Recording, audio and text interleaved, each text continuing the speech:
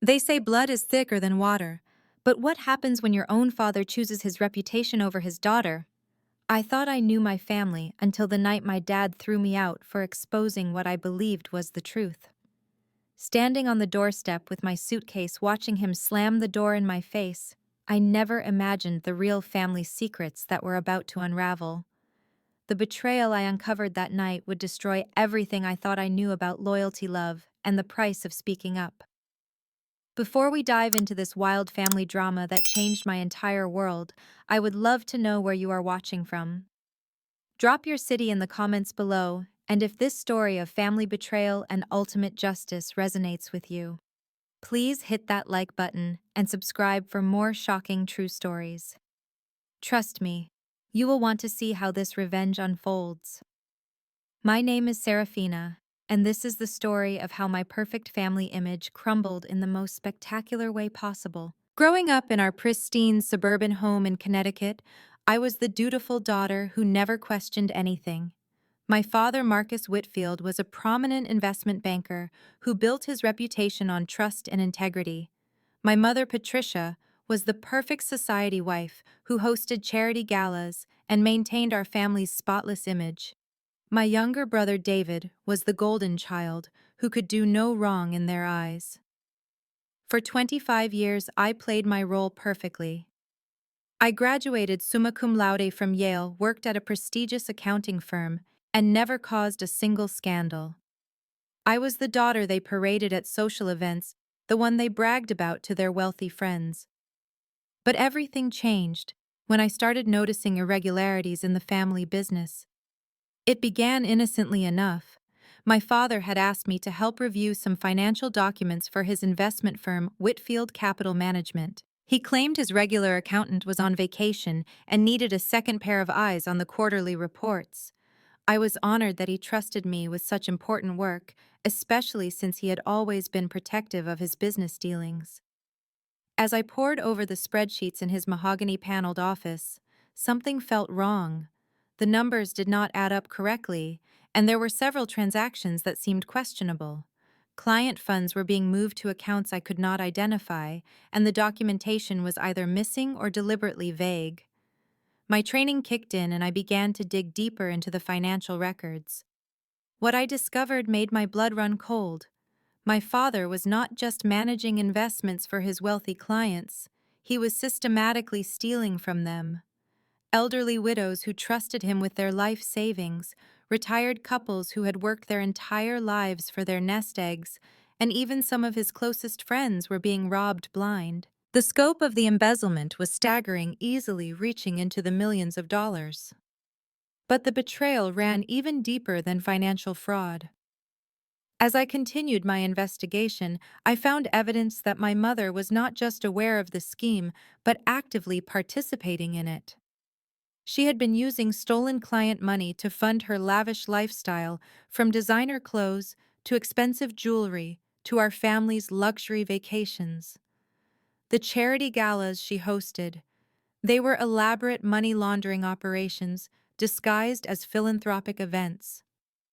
The most devastating discovery came when I found documents showing that my college tuition, my car, even the down payment on my apartment had all been paid for with stolen money. My entire life had been built on a foundation of lies and theft. I felt sick to my stomach knowing that innocent people were suffering while my family lived in luxury. My brother David was also involved, though in a different capacity. Fresh out of business school, he had been brought into the firm as a junior partner, and the records showed he was being groomed to take over the illegal operation. Unlike me, he seemed to have no qualms about continuing the family tradition of fraud. The weight of this knowledge was crushing. These were not faceless corporations or wealthy elites who could afford to lose some money. These were real people, many of them elderly and vulnerable, who had placed their complete trust in my father. I thought about Mrs. Henderson, our elderly neighbor, who often brought us homemade cookies and spoke fondly of how my father was helping her manage her late husband's pension. Was she one of the victims I spent sleepless nights agonizing over what to do? This was my family, the people who had raised me and loved me. But they had also lied to me my entire life, and were actively destroying other families through their greed. The moral weight of staying silent felt unbearable, but the thought of turning against my own blood was equally devastating. Finally, I made the decision that would change everything. I could not be complicit in their crimes, no matter the personal cost. I gathered all the evidence I had found, made copies of the most damning documents, and prepared to take action. My plan was to confront my parents first, give them a chance to come clean, and make things right before involving authorities. That confrontation happened on a cold Tuesday evening in November. I had requested a family meeting claiming I had important news to share. We gathered in the living room where I had spent countless childhood evenings, the same room where my father had taught me to play chess and where my mother had helped me with homework. The irony was not lost on me that this sacred family space would become the setting for our destruction. The tension in the room was palpable as I spread the financial documents across the coffee table. My hands were shaking, but my voice remained steady as I began to speak. "I know what you have been doing," I said, looking directly at my father. "I know about the embezzlement, the money laundering, all of it." The reaction was not what I had expected. Instead of shock or shame, I saw something much darker flash across my father's face. It was calculation, the same look he probably gave when deciding which client to rob next. My mother's expression was ice cold, and David looked more annoyed than surprised. "Serafina," my father said in his calm, authoritative voice, "you do not understand the complexities of high-level finance. What you think you have found is simply sophisticated investment strategies that are beyond your comprehension." I could not believe he was trying to gaslight me. "Dad, I am a certified public accountant. I know fraud when I see it. Mrs. Henderson alone has had over $200,000 stolen from her account. How can you possibly justify that?" My mother finally spoke, her voice dripping with condescension. "Darling, you are being dramatic. These people trust your father with their money because he gets results. If you cannot understand legitimate business practices, perhaps you should stick to your simple corporate accounting job." The dismissal in her tone was devastating, but it was nothing compared to what came next.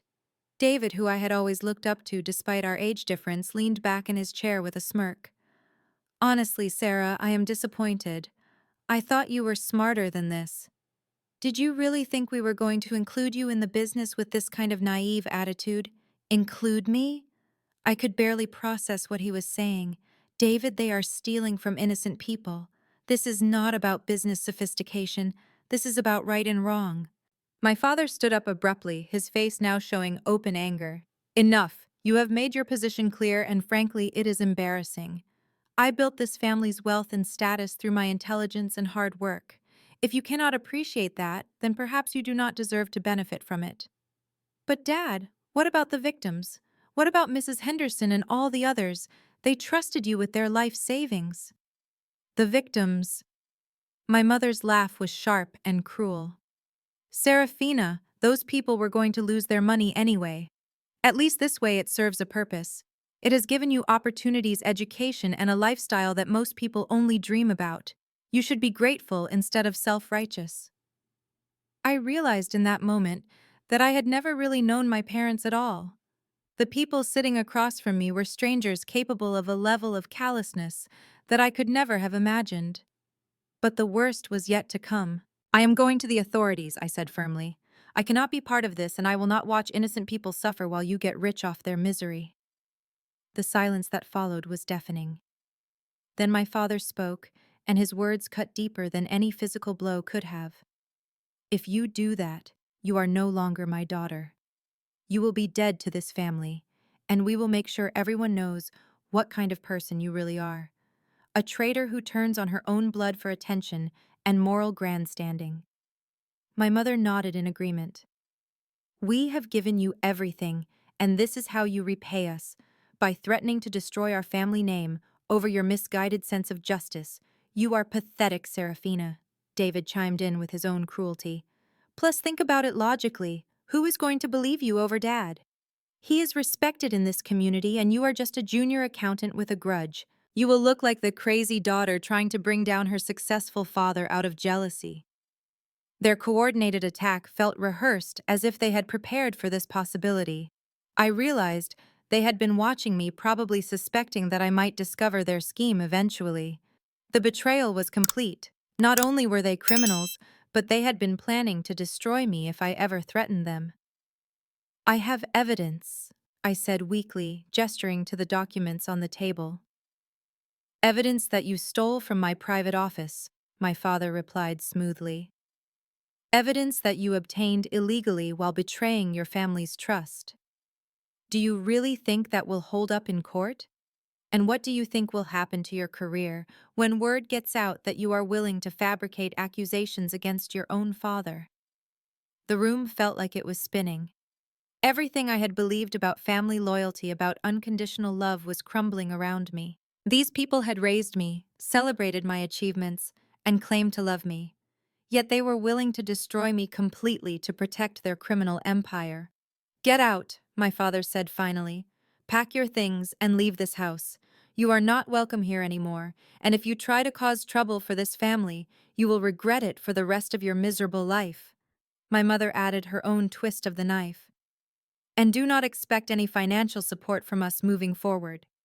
If you want to be independent and moral, you can figure out how to survive on your own pathetic salary. See how righteous you feel when you are struggling to pay rent.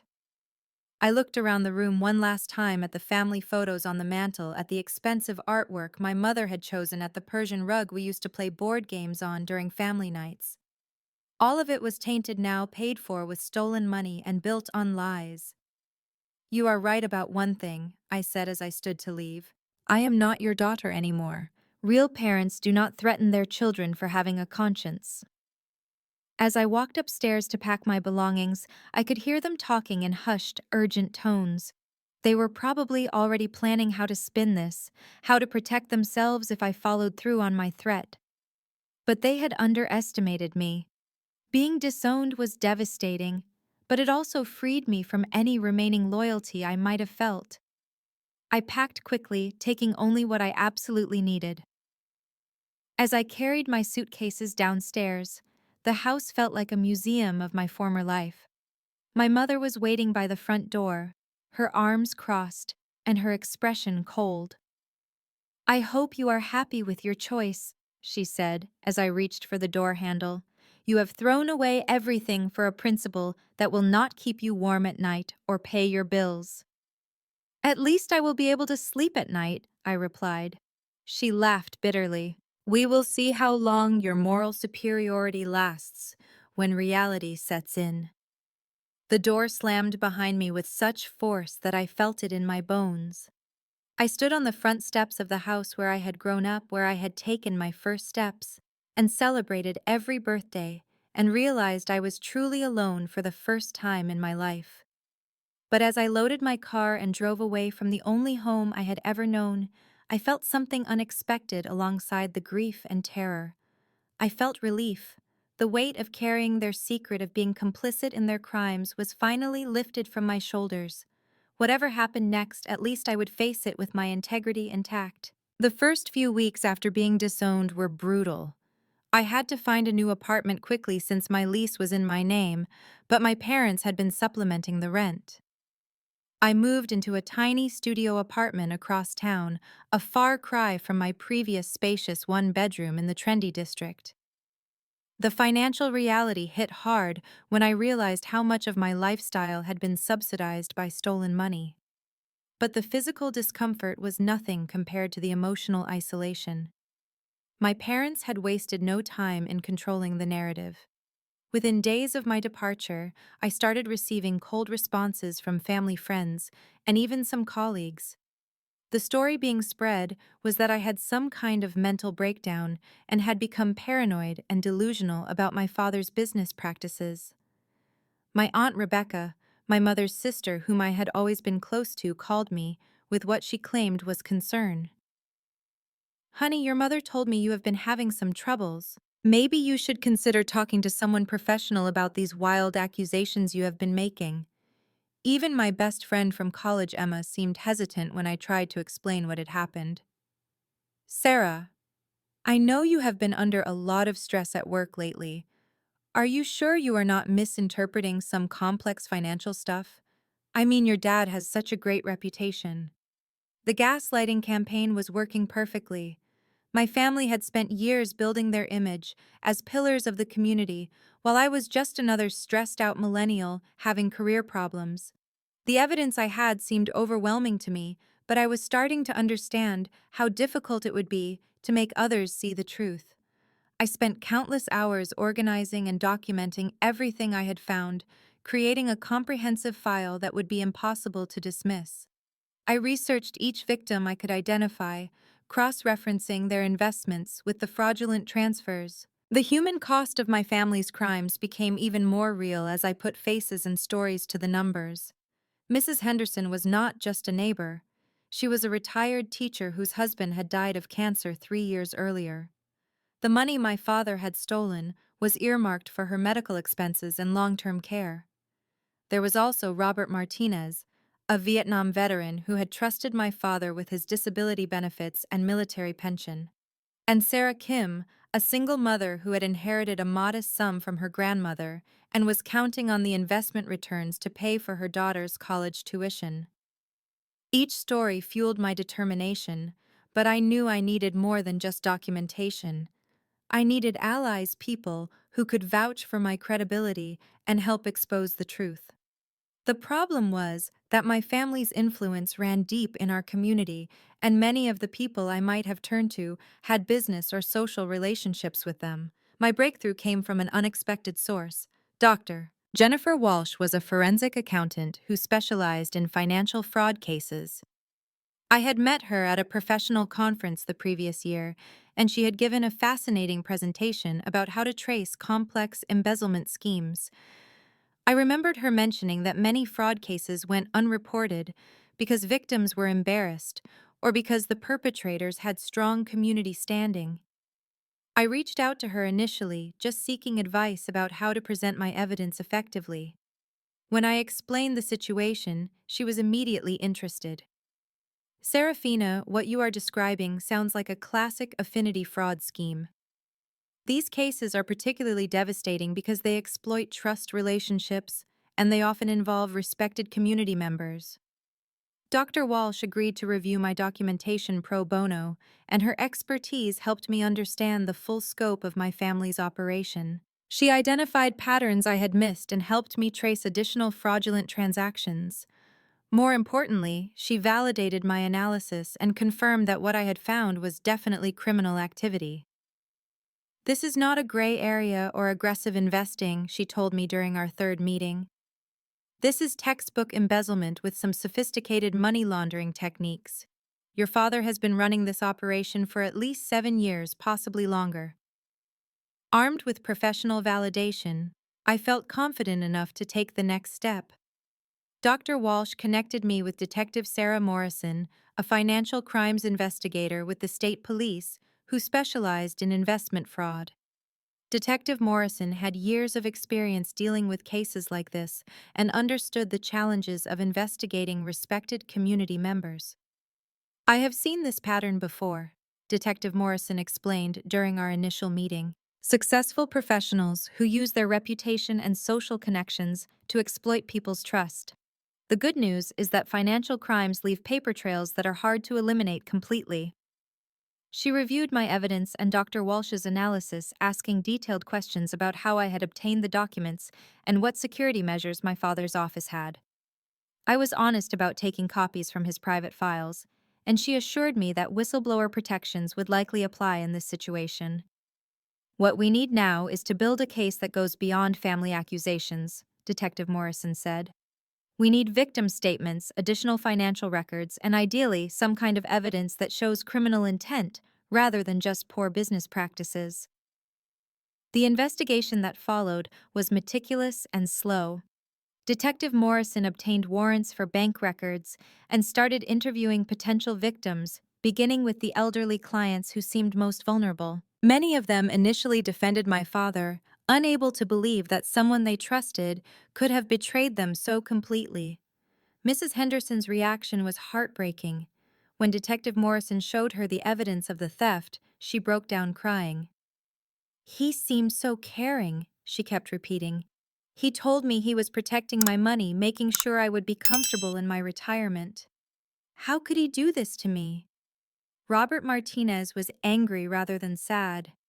"I served my country for 20 years, and this is what I get. Some rich boy stealing my benefits while pretending to be my friend. I want him in prison." As more victims came forward, a clear pattern emerged. My father had deliberately targeted people who were isolated or vulnerable, often approaching them through social or charitable connections. He would spend months building relationships, gaining trust, and then gradually take control of their finances. The investigation also revealed the sophistication of the money laundering operation. My mother's charity galas were indeed being used to clean stolen money with fake donations and inflated expenses that allowed them to move large sums without detection. David's role was more significant than I had realized. He was being groomed not just to continue the fraud, but to expand it by targeting younger professionals through social media and dating apps.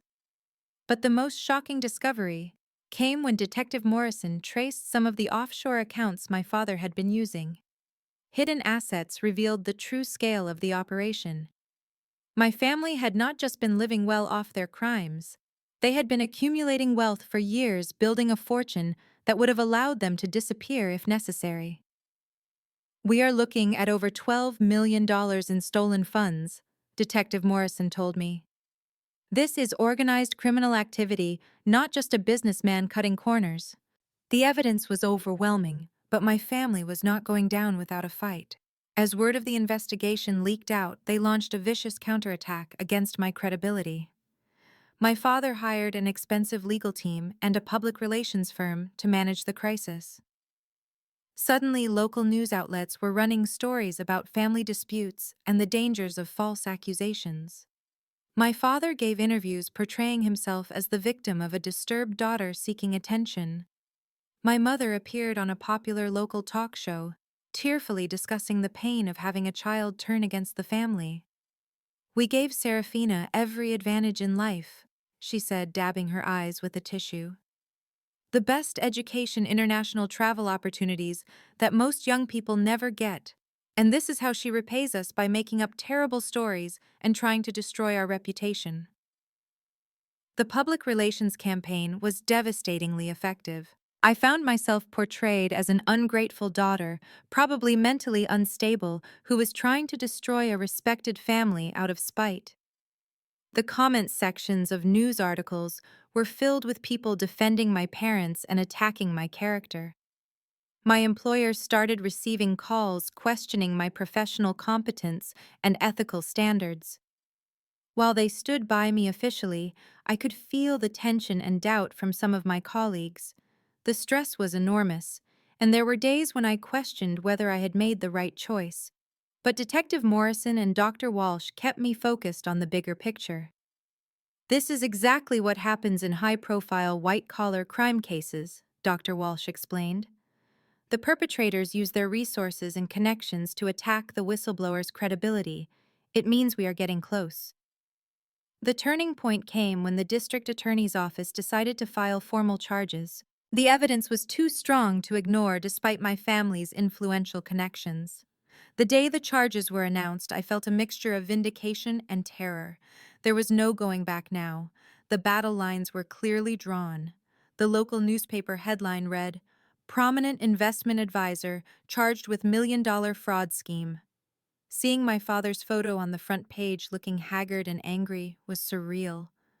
This was the man who had taught me to ride a bike and helped me with my math homework, now facing the possibility of decades in prison. But the article also mentioned me identifying me as the family member who brought the allegations to authorities. The comments section was brutal, with many people still defending my parents and attacking me as a traitor. I realized that winning in court was only half the battle. I also had to survive the court of public opinion. The aftermath of the formal charges being filed was like watching a carefully constructed facade crumble in real time. My family's legal team immediately went into overdrive filing motions to suppress evidence and attacking the investigation's methodology.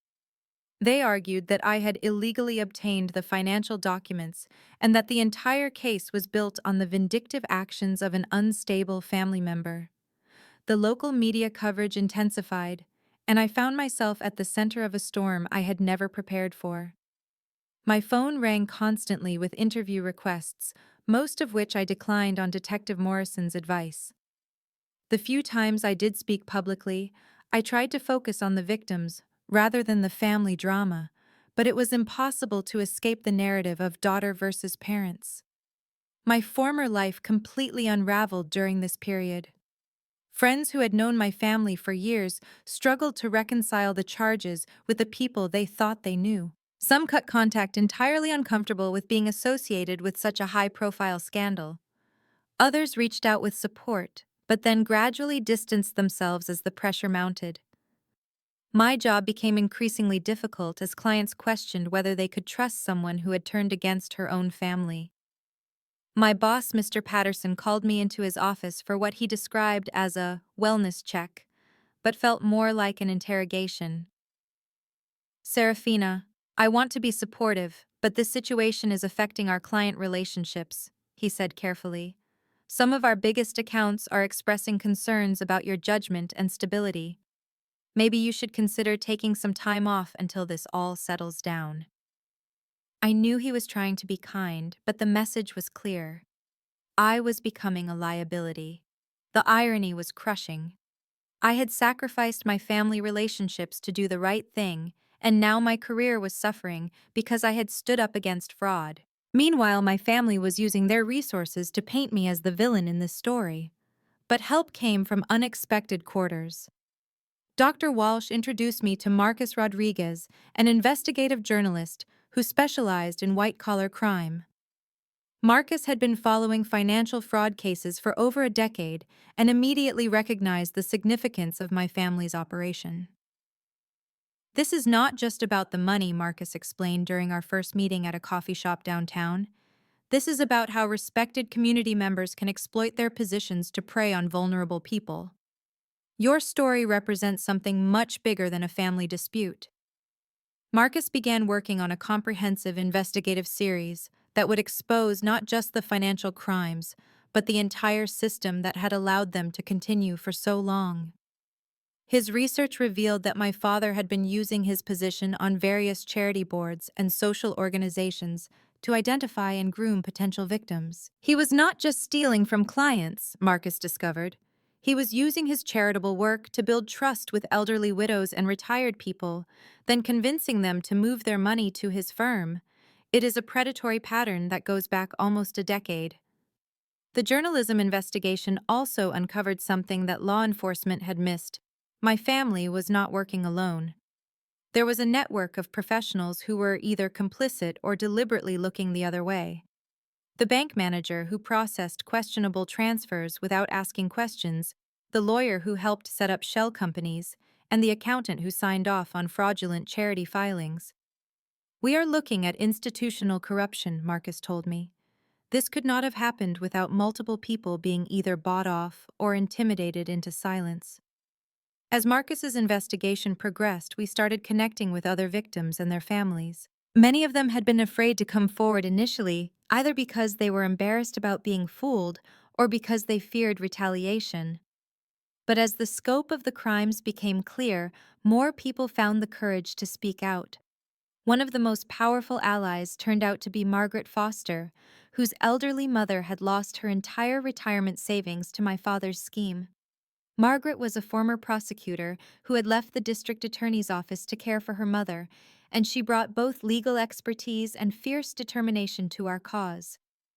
"Your father destroyed my mother's final years," Margaret told me during one of our strategy meetings. "She went from being independent and proud to being terrified about money every single day. She died worrying about whether she would become a burden to her children because she had no savings left." Margaret helped organize the other victims into a cohesive group that could support each other emotionally and coordinate their legal responses. She also used her connections in the legal community to ensure that the prosecution had access to the best possible resources and expertise. Dr. Emily Harrison, a geriatric psychiatrist, joined our growing alliance after learning about the psychological impact of financial fraud on elderly victims. She began documenting the emotional and mental health consequences of my father's crimes, building a case that the harm went far beyond financial loss. Financial abuse of the elderly often leads to depression, anxiety, and even premature death, Dr. Harrison explained. These victims lose more than money. They lose their sense of security, their independence, and their ability to trust others. The psychological damage can be irreversible. Her research revealed that several of my father's victims had experienced severe health declines after discovering they had been robbed. One elderly man had suffered a heart attack just days after learning that his pension fund had been depleted. Another woman had developed severe depression and had to be hospitalized after realizing she could no longer afford her medication. As our alliance grew stronger, my family's attacks became more desperate and vicious. They hired a private investigator to dig into my personal life, looking for anything that could discredit me. They spread rumors about my mental health, my relationships, and my professional competence. They even tried to turn my extended family against me by claiming I was motivated by greed rather than justice. The harassment escalated when someone started following me and taking photographs. My apartment building's security cameras caught images of suspicious individuals loitering near my car. Detective Morrison took these threats seriously and recommended additional security measures. "They are getting scared," she told me. "The more desperate they become, the more dangerous the situation could get. We need to be careful." The psychological pressure was enormous. There were days when I questioned whether I was strong enough to see this through. The loneliness was particularly brutal. I had lost my family, many of my friends, and was struggling professionally, all while being publicly attacked and threatened. But the support of my new allies kept me going. Margaret Foster became like an older sister, checking on me regularly and helping me navigate the legal complexities. Dr. Walsh provided professional validation that my analysis had been correct and that the evidence was solid. Marcus Rodriguez ensured that the truth was being documented and would eventually reach a wider audience. Most importantly, meeting the victims and their families reminded me why this fight was necessary. These were not abstract numbers on financial statements. They were real people whose lives had been shattered by greed. Mrs. Henderson, who could no longer afford her heart medication. Robert Martinez, who had to move in with his daughter because he could not pay rent. Sarah Kim, who had to tell her teenage daughter that college was no longer possible. "You gave us hope," Sarah told me during one of the victim support meetings. "We felt so powerless and ashamed. Having someone from inside the family speak up for us made us realize we were not alone and we were not stupid for trusting him." The emotional moment that crystallized my resolve came during a particularly dark period when my family's legal team was trying to have the charges dismissed. I was sitting in my tiny apartment surrounded by case files and legal documents, feeling overwhelmed by the magnitude of what we were fighting. Margaret called to check on me, and I broke down crying. "Maybe they are right," I said through my tears. "Maybe I am just a terrible daughter who destroyed her family over money. Maybe I should have just stayed quiet." "Serafina," Margaret said firmly, "your family destroyed themselves through their own choices. You did not put that money in offshore accounts. You did not lie to elderly people about their investments. You did not steal from people who trusted you. All you did was refuse to be complicit in their crimes." Her words reminded me that this was not about family loyalty or personal relationships. This was about justice for people who had been systematically robbed and betrayed. The pain of losing my family was real, but it was nothing compared to the pain my father had inflicted on his victims. As we prepared for the trial phase, our alliance had grown into a formidable force. We had victim advocates, legal experts, financial analysts, journalists, and mental health professionals, all working together to ensure that the truth would be heard. The evidence was overwhelming, but we knew that my family would continue fighting with everything they had. The stakes could not have been higher. This was not just about winning a legal case. It was about proving that justice could prevail, even when the perpetrators had wealth, influence, and social standing. For the victims, it was about getting back some measure of what had been stolen from them. For me, it was about proving that doing the right thing, no matter how painful, was worth the sacrifice. Just when our alliance seemed strongest, everything fell apart in the most devastating way possible. The betrayal came from someone I had grown to trust completely, someone who had been instrumental in building our case and supporting the victims. Dr. Emily Harrison, the geriatric psychiatrist who had been documenting the psychological impact of the fraud, suddenly withdrew from our coalition without explanation. At first, I thought she might be dealing with personal issues or professional obligations. Dr. Harrison had been working pro bono on our case while maintaining her regular practice, so it seemed reasonable that she might need to step back temporarily. But when Margaret Foster tried to reach her for an urgent consultation about victim testimony, Dr. Harrison would not return calls or respond to emails. The truth emerged in the most shocking way possible. Marcus Rodriguez, who had been investigating the broader network of corruption, discovered that Dr. Harrison had been secretly meeting with my father's legal team. Bank records showed that she had received a substantial payment from the same law firm that was defending my family. "I cannot believe this," Margaret said when Marcus shared the evidence. "Emily had access to all our victim interviews, our strategy sessions, our entire approach to the case. She knows everything about our psychological arguments and our witness preparation." The betrayal was particularly devastating because Dr. Harrison had seemed so genuinely committed to helping the elderly victims. She had spent hours interviewing them about their trauma, documenting their suffering, and building relationships based on trust and empathy. Now we realize that all of that compassion had been an act designed to gather intelligence for the defense. But the damage went far beyond strategic information. Dr. Harrison had been conducting what she called therapeutic sessions with several victims, ostensibly to help them process their trauma and prepare for testimony. We now understood that these sessions had actually been fishing expeditions designed to find weaknesses and inconsistencies that could be exploited during cross-examination. Mrs. Henderson was particularly vulnerable because she had confided in Dr. Harrison about her feelings of shame and self-doubt. "She told me it was normal to question my own memory at my age," Mrs. Henderson revealed when we explained the situation. "She kept asking whether I was really sure about the details of my meetings with your father." The psychological manipulation was cruel and sophisticated. Dr. Harrison had used her professional credentials and apparent concern to plant seeds of doubt in the victims' minds about their own recollections. Several elderly witnesses were now questioning whether they remembered events correctly, which would make them ineffective on the witness stand. Robert Martinez was furious when he learned about the betrayal.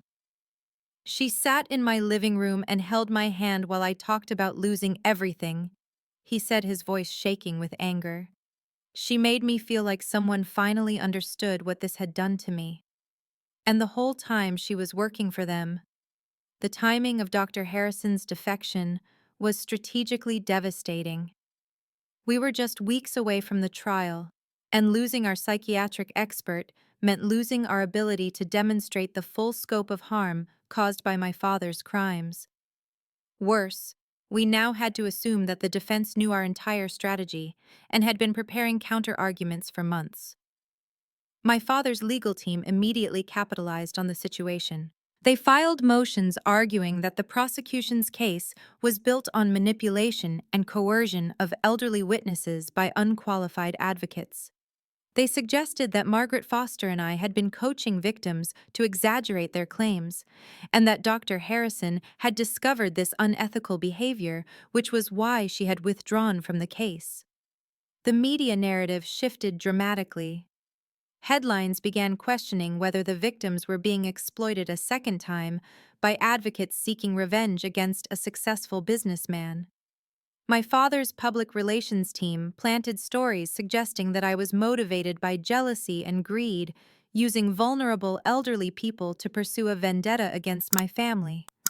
Sources close to the Whitfield family suggest that Serafina has a history of mental health issues and financial problems. One particularly damaging article read, Dr. Emily Harrison, a respected psychiatrist who initially supported the accusers, reportedly withdrew from the case after discovering evidence of witness coaching and emotional manipulation. The psychological impact on me was severe. I had already sacrificed everything to pursue justice, and now it seemed like that sacrifice had been in vain. The alliance I had worked so hard to build was crumbling, and the people I had tried to help were being hurt again by my decisions. Detective Morrison tried to reassure me that the core evidence remained strong, but I could see the concern in her eyes. Financial crimes cases often come down to credibility, she explained. If the defense can convince a jury that the victims have been manipulated or coached, it becomes much harder to get convictions even with solid documentary evidence. The most devastating blow came when 3 of the elderly victims decided to withdraw their cooperation with the prosecution. They had been so shaken by Dr. Harrison's betrayal and the aggressive defense tactics that they no longer felt strong enough to testify.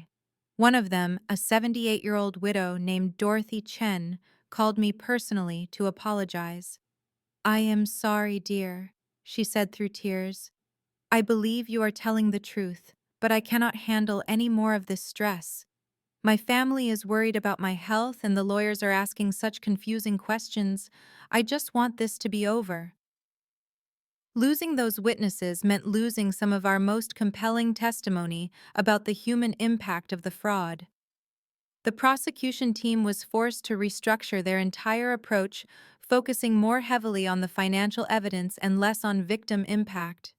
This played right into my father's hands, as his lawyers had always argued that any losses were the result of market conditions rather than deliberate theft.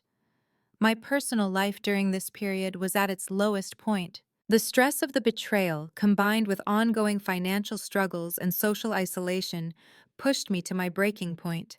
I was barely sleeping, surviving on coffee and determination, and questioning every decision I had made since discovering the fraud. The darkest moment came when I received a package at my apartment containing photographs of me taken without my knowledge, along with a note that read, "Drop the case or face the consequences." The implied threat was clear, and for the first time I seriously considered whether pursuing justice was worth the risk to my safety and sanity. Margaret Foster found me that evening sitting on my apartment floor, surrounded by case files, and feeling completely defeated. "Maybe they are right," I told her. "Maybe I have caused more harm than good. These people trusted me to help them, and instead I exposed them to more trauma and manipulation." "Serafina, listen to me," Margaret said firmly. "Dr. Harrison's betrayal does not change the fundamental truth of what your family did. The money is still gone. The victims are still hurt. The crime still happened. One person's greed and dishonesty does not erase the rightness of our cause." But even Margaret's encouragement could not completely dispel my doubts. As we prepared for what now seemed like an uphill battle at trial, I wondered whether I had the strength to continue fighting. My family had more resources, better connections, and now they had inside information about our strategy. For the first time since this ordeal began, it seemed possible that they might actually win. The prosecution team scheduled an emergency meeting to reassess our approach. The lead prosecutor, District Attorney Jennifer Walsh, was blunt about our challenges. "We are going to trial with a damaged case and compromised witnesses," she said. "We need to be realistic about the possibility that the jury might not convict on the most serious charges." That night, I sat alone in my apartment and wondered whether I had destroyed my life for nothing. My family was still wealthy and powerful. The victims were traumatized and withdrawing. My career was in ruins, my relationships were destroyed, and now it seemed like justice might not prevail after all. But somewhere deep inside, I found a core of determination that refused to give up. These people had stolen millions of dollars from vulnerable individuals, and one person's betrayal could not be allowed to erase that fundamental injustice. Whatever happened at trial, I would see this through to the end. Just when everything seemed hopeless, salvation came from the most unexpected source. 3 days before the trial was scheduled to begin, I received a call from someone I had never heard of. Amanda Reeves, a former employee of my father's firm who had been fired 2 years earlier under suspicious circumstances. "I have been following your case in the news," Amanda said during our first phone conversation. "I was afraid to come forward before because I thought no one would believe me, but seeing you fight for those victims gave me the courage to speak up." Amanda had worked as my father's personal assistant for almost 5 years, during which time she had witnessed the fraud operation from the inside. Unlike me, she had been deliberately excluded from the financial details, but she had seen enough to understand what was happening. "Your father fired me when I started asking too many questions about client files and bank transfers," Amanda explained. "He claimed it was for performance issues, but I know it was because I was getting too close to the truth." What made Amanda's testimony so valuable was not just what she had witnessed, but what she had secretly documented. Feeling increasingly uncomfortable about the suspicious activities she was observing, Amanda had begun making copies of documents and recording conversations without my father's knowledge. "I knew something was wrong, but I needed proof before I could do anything," she said as she showed me boxes of carefully organized evidence. "I was planning to go to the authorities eventually, but then I was fired and threatened with lawsuits if I ever spoke about company business." The evidence Amanda had gathered was devastating and filled in crucial gaps in our case. She had recordings of my father explicitly discussing how to hide money from client accounts and conversations with my mother about using charity events to launder funds. Most importantly, she had documented my father's deliberate targeting of elderly and vulnerable clients. "He used to joke about it," Amanda revealed, playing one of the recordings. "He would call them his golden geese and talk about how easy it was to convince old people to trust him with their money." The recordings were particularly powerful because they showed criminal intent and a callous attitude toward the victims. My father's own words demolished any defense argument that the missing money was the result of poor investment decisions or market losses. Detective Morrison was ecstatic when she reviewed Amanda's evidence. "This changes everything," she said. "We now have direct proof of intent to commit fraud, which makes this a slam-dunk case. No jury is going to listen to those recordings and believe this was an innocent mistake." But Amanda brought more than just evidence. She brought insight into how the operation worked and who else might be involved. Her detailed knowledge of office procedures and client interactions allowed us to identify additional fraudulent transactions that had been overlooked in earlier investigations. "Your father had a system for identifying vulnerable targets," Amanda explained. "He would have me research new clients' family situations, looking for people who were isolated or recently widowed. Then he would spend months building trust before suggesting that they move their accounts to his management." Amanda's testimony also exposed the role of other professionals in the conspiracy. She had witnessed meetings between my father and bank officials who were clearly aware that something questionable was happening, but chose to look the other way in exchange for lucrative business relationships. "The bank manager, Richard Thompson, knew exactly what was going on," Amanda testified. "I heard him tell your father that he would make sure certain transfers were processed without triggering any oversight reviews." This revelation led to additional investigations and charges against several other individuals who had enabled my father's crimes. The case was no longer just about one family's fraud. It had become an exposure of institutional corruption that reached into multiple organizations. Marcus Rodriguez incorporated Amanda's evidence into his investigative series, which was published just days before the trial began. The articles included excerpts from the recordings and detailed explanations of how the fraud operation had functioned. The public reaction was immediate and overwhelming. Community investment advisor, caught on tape, joking about stealing from elderly clients, read the headline of the main article. The recordings were so damning that even my father's supporters began to distance themselves from him. Amanda's emergence as a witness also had a galvanizing effect on the original victims. Hearing the recordings of my father's callous attitude toward their suffering reignited their anger and determination to see justice done. Several of the victims who had withdrawn their cooperation decided to rejoin the case. Mrs. Henderson, who had been wavering about testifying, became one of our strongest advocates after hearing herself referred to as a perfect mark in one of the recordings. He called me gullible and said I was too stupid to understand real investing, she said, her voice shaking with indignation. I may be old, but I am not stupid, and I will not let him get away with this. The prosecution team used Amanda's evidence to completely restructure their case presentation. Instead of relying primarily on financial documentation and victim testimony, they now had a clear narrative of deliberate criminal activity supported by the defendant's own admissions. District Attorney Jennifer Walsh was confident as we entered the final preparation phase. Amanda's testimony and recordings provide the missing link we needed, she explained. We can now show not just that money was stolen, but that it was stolen deliberately and systematically with full awareness of the harm being caused.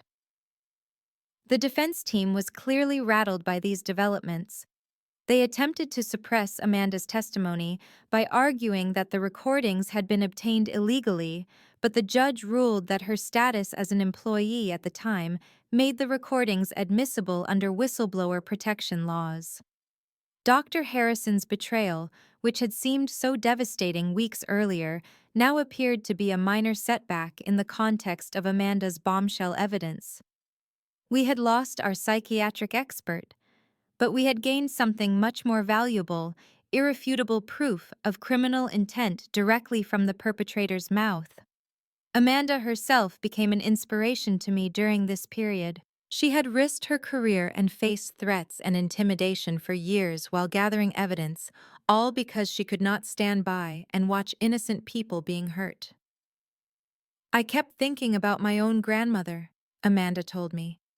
She worked her whole life as a seamstress and saved every penny for her retirement. If someone had stolen from her the way your father stole from his clients, it would have killed her. I could not let that happen to other people's grandmothers. The bond between Amanda and me grew stronger as we prepared for trial. We had both sacrificed relationships and security to expose the truth, and we understood each other's motivations in ways that others could not. She became the sister I had lost when my biological family turned against me. Margaret Foster organized a final strategy meeting where all of our remaining allies came together to coordinate our trial approach. The atmosphere was dramatically different from our earlier meetings when we had been struggling just to build credibility. Now we had overwhelming evidence and a clear path to victory. This is what justice looks like, Margaret said as she reviewed the timeline of evidence we would present. It is not always fast and it is not always easy, but truth has a way of emerging when good people refuse to give up. As we prepared for opening statements, I felt a mixture of nervousness and excitement. The trial would finally give us the opportunity to present our case to an impartial jury, free from my family's public relations manipulation and legal maneuvering. Amanda and I spent the evening before trial reviewing her testimony one final time. She was understandably nervous about facing my father in court, but her determination was unshakable. He destroyed so many lives, she said simply. Someone has to speak for the victims, and if that someone is me, then I am ready. Looking at this brave woman who had risked everything to gather evidence against a powerful man, I felt grateful that I was not fighting this battle alone.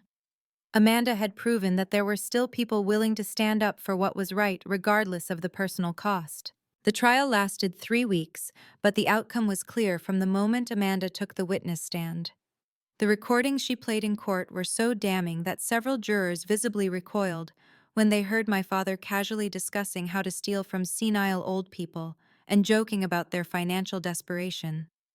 My father's defense team tried everything they could to discredit the evidence and attack the witnesses, but there was simply no way to explain away his own recorded words. When the prosecution played the audio of him calling Mrs. Henderson a perfect victim because she was too trusting and too confused to ask the right questions.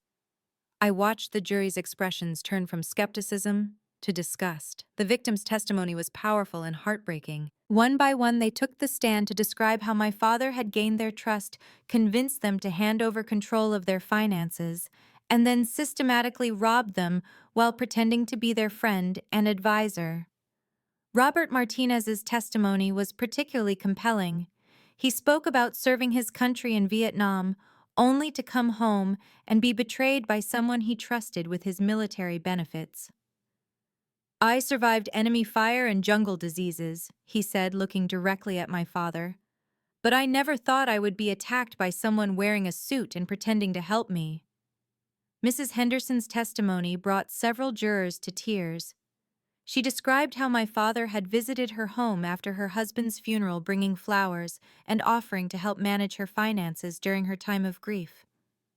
"He seemed like such a kind man," she said softly. "He said he would take care of me like family. Instead, he took everything." When I testified about discovering the fraud and my family's reaction to my accusations, I focused on the evidence rather than the personal betrayal. But when the prosecutor asked why I had chosen to come forward, despite knowing the personal cost, my voice broke slightly. "These people trusted my father," I said, looking at the jury. "They gave him their life savings because they believed he cared about them. I could not stand by and watch them suffer while my family lived in luxury built on their stolen money. Some things are more important than family loyalty." My father's testimony in his own defense was a disaster. His lawyers had clearly advised him to express remorse and claim that any irregularities were unintentional mistakes, but his arrogance came through despite their coaching. When pressed about the recordings, he became defensive and began blaming his victims for being financially unsophisticated. The moment that sealed his fate came when the prosecutor asked him directly about Mrs. Henderson. "Do you believe that a 73-year-old widow deserved to lose her life savings because she trusted you?" the prosecutor asked. My father paused too long before answering, and when he finally spoke, his response was cold and calculated. "Investment markets carry inherent risks that some people are not equipped to understand." The jury deliberated for less than 4 hours. When they returned with guilty verdicts on all counts of fraud, embezzlement, money laundering, and elder abuse, the courtroom erupted. The victims and their families wept with relief, while my father sat stone-faced as the judge scheduled sentencing for the following month. My mother and David, who had been charged separately, entered plea agreements rather than face trial. My mother received 5 years in federal prison for her role in the money laundering operation, while David got 3 years for conspiracy and agreed to cooperate fully with asset recovery efforts. The sentencing hearing was even more emotional than the trial. Judge Patricia Williams allowed each victim to make a statement about how the crimes had affected their lives. The accumulated weight of their stories painted a picture of devastation that went far beyond financial loss. "You stole more than money," Dorothy Walsh told my father. "You stole my sense of security, my ability to trust others, and my peace of mind in my final years. I will never recover from what you did to me." When it came time for sentencing, Judge Williams was uncompromising in her condemnation. "Mr. Whitfield, you exploited your position of trust to systematically prey upon vulnerable members of our community.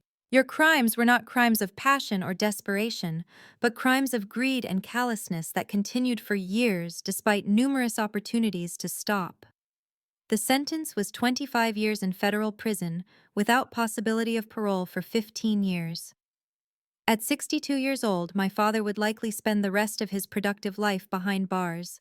The judge also ordered full restitution to the victims and forfeiture of all assets connected to the criminal enterprise. The asset forfeiture process revealed the full scope of my family's hidden wealth. In addition to obvious assets like our family home, luxury cars, and investment accounts, investigators uncovered offshore holdings, artwork, jewelry, and even a vacation property in the Caribbean that none of us children had known about. The Victim Restitution Fund ultimately recovered almost 90% of the stolen money. While some investments could not be fully recovered due to market changes and expenses, most victims got back the majority of what had been stolen from them. Mrs. Henderson used her recovered funds to pay for the medical care she had been avoiding and was able to remain independent in her own home.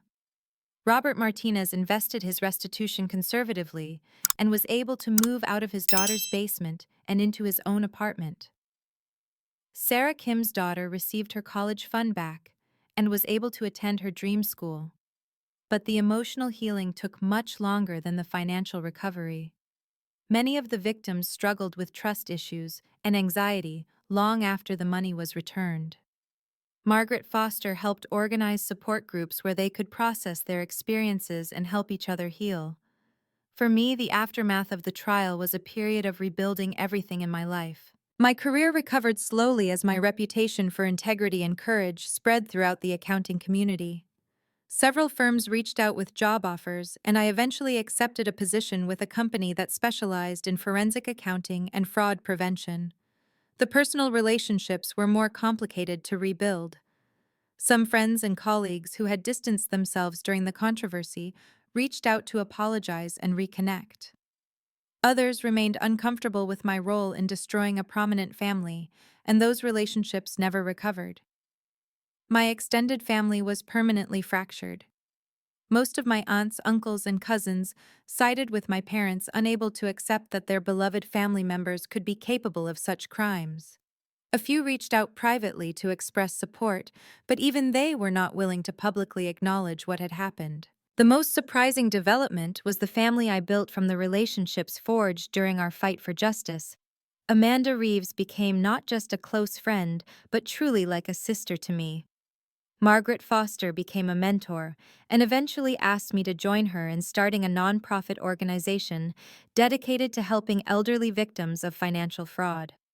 Marcus Rodriguez continued investigating white-collar crime and often consulted with me when financial fraud cases intersected with his reporting. Detective Morrison and I maintained a professional relationship, and she occasionally asked for my help in other complex financial investigations. Dr. Walsh became both a professional colleague and personal friend.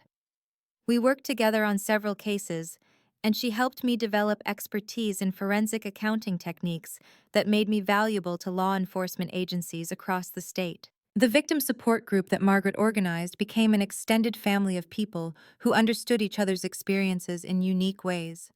We celebrated holidays together, supported each other through difficult times, and found strength in our shared commitment to preventing others from experiencing what we had gone through. 2 years after the trial, I stood in the courthouse, where it had all unfolded, but this time I was there to receive an award from the State Attorney General's office for my role as a whistleblower in exposing financial fraud. The ceremony was attended by many of the victims, my new chosen family of allies, and several law enforcement officials who had worked on the case. Serafina's courage in exposing this massive fraud operation not only brought justice to the victims, but led to systemic changes in how financial crimes are investigated and prosecuted in our state, the Attorney General said during the presentation. She proves that one person's commitment to truth and justice can make a difference in countless lives. As I accepted the award, I thought about the night I had been thrown out of my family home for refusing to stay silent about their crimes. The scared and isolated young woman who had packed her belongings and driven away from everything she had ever known could never have imagined where this journey would lead. The path had been longer and more difficult than I could have anticipated, filled with betrayals, threats, and moments of complete despair. But it had also led to relationships built on truth and shared values work that gave my life meaning and purpose, and the knowledge that I had helped protect vulnerable people from predators. Standing there with the people who had become my real family, I realized that losing my birth family had actually freed me to find something better. These relationships were based on mutual respect, shared principles, and genuine care for each other, rather than obligation or shared genetics. The question I get asked most often is whether I regret my decision to expose my family's crimes. Would I make the same choice again, knowing the full cost of that decision? The answer is always the same. Absolutely yes. Justice is not always convenient, and doing the right thing is not always easy. But the alternative, staying silent while innocent people suffer, would have destroyed my soul in a way that losing my family never could. Have you ever faced a situation where standing up for what was right meant sacrificing relationships or security? How do we find the courage to speak truth to power when the personal cost seems overwhelming? I would love to hear your thoughts and experiences in the comments below. If this story of family betrayal and ultimate justice resonated with you, please give it a like and subscribe to hear more real stories about courage, consequence, and the power of choosing what is right over what is easy. Share this video with anyone who might be struggling with their own difficult decisions about family loyalty versus moral responsibility. Thank you for taking this journey with me, and for understanding that sometimes the family we choose becomes more important than the family we are born into. Remember that your voice matters, your integrity has value, and standing up for justice is always worth the price we pay for it.